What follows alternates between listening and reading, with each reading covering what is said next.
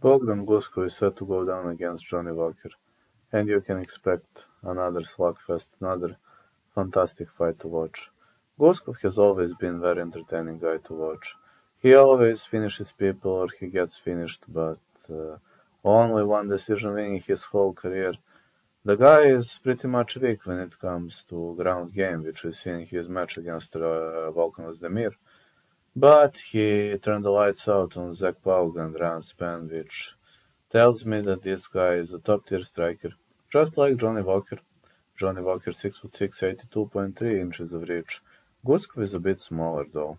He isn't as tall as Walker, he is 6'3", 76 inches of reach, but Walker was having ups and downs. He lost to Magomed Ankalaev and Volkanovs Demir, and